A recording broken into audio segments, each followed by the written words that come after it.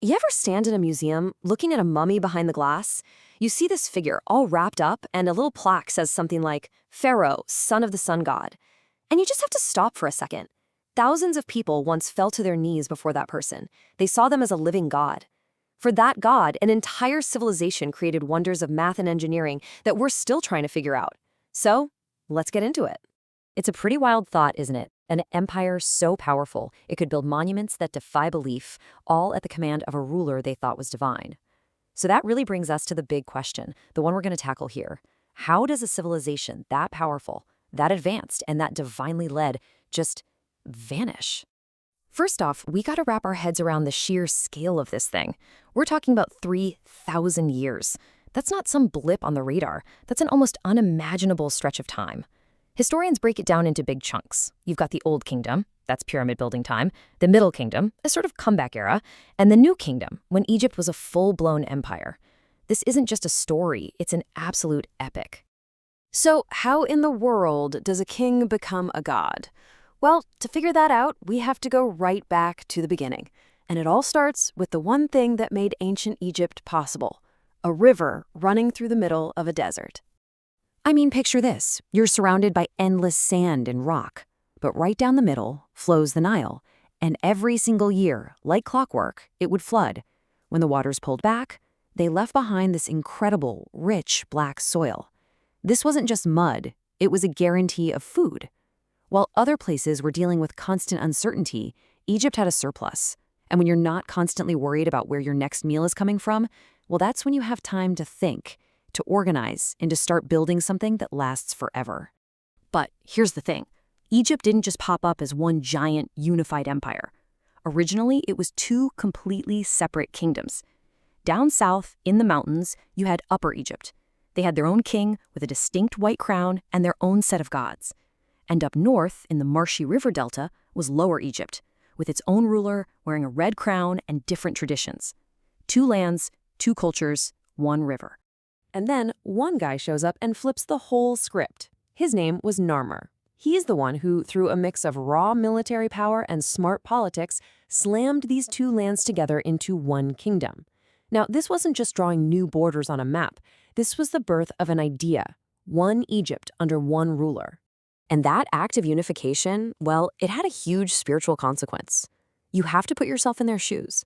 To them, an achievement this massive couldn't be the work of a regular person. It had to be divine. And right there, the concept of the pharaoh as a god king is born. He wasn't just a guy who talked to the gods anymore. He was a god on earth. The whole system was tied to him. If the Nile flooded just right, it was because the pharaoh was doing a good job.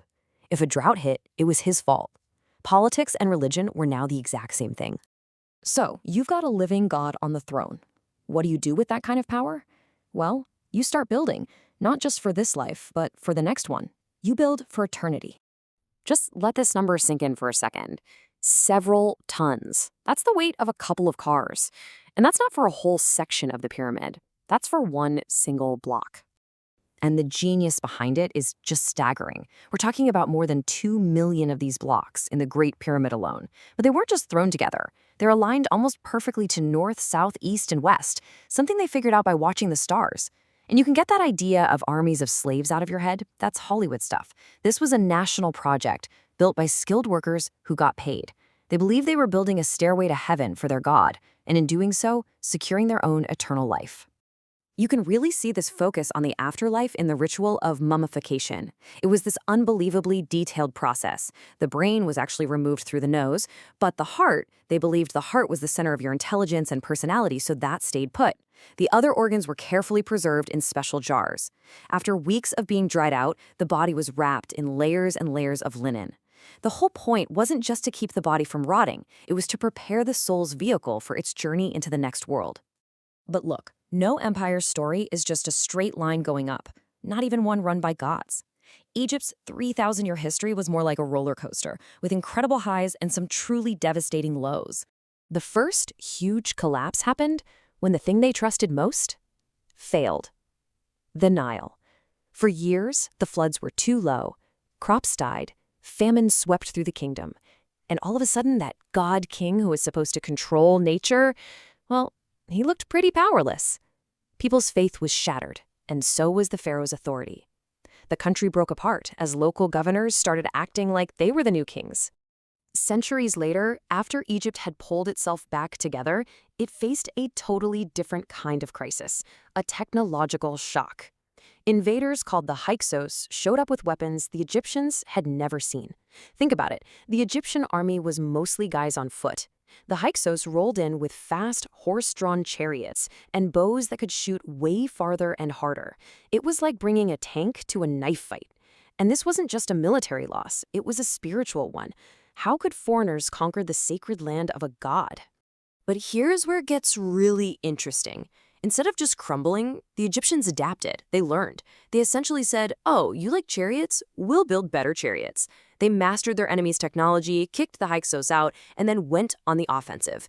This created the new kingdom, which was Egypt 2.0, bigger, stronger, and more powerful than ever before. An empire forged in the fire of defeat. So, for centuries, Egypt was this absolute titan of the ancient world. But the world doesn't stand still, right? And eventually, a whole parade of new, hungry empires started showing up at the border. After getting pushed around by different powers, a name you'll definitely recognize shows up: Alexander the Great. Now, at the time, Egypt was being ruled by the Persian Empire, and the Egyptians hated it.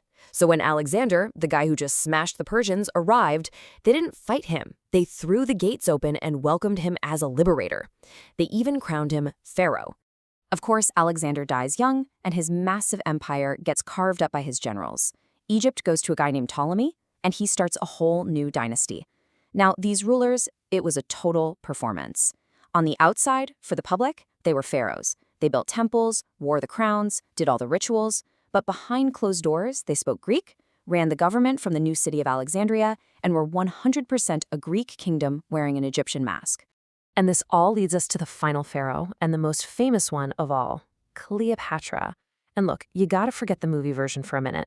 She wasn't just some femme fatale. She was a brilliant and ruthless political operator, playing an incredibly high-stakes game of survival against the new superpower on the block, Rome. She knew Rome was a shark in the water, so she allied herself with the most powerful Roman she could find, first Julius Caesar, then Mark Antony, to try and keep that shark from eating her kingdom. But in the end, you just can't stop a tidal wave. It was a losing fight. After her forces with Mark Antony were defeated, Cleopatra knew the game was up. Rather than be dragged through Rome in chains, she took her own life. And in the year 30 BC, it was official. Egypt became just another province of the Roman Empire. The throne of the living gods became just another desk job for a Roman governor. 3,000 years of history. Over. So after all that, after this epic 3,000-year journey, what are we supposed to take away from it all? What's the lesson that's left, sitting there in the silent stones of the pyramids? I think it really boils down to this. Egypt's greatest strength, the absolute divine power of the pharaohs, eventually became its greatest weakness. Because when your leaders are untouchable gods, you can't question them, you can't challenge bad ideas. The whole system becomes rigid and brittle, and a system that can't change, that can't adapt, is doomed to break. It's really not a question of if it will fall, but when. The pyramids are still standing today. You can go see them, but the god kings are gone. Their power, which seemed so absolute and eternal, is just a chapter in a history book. And it leaves us with a pretty important question to think about. Where in our world today do we still see the danger of that kind of unquestionable power?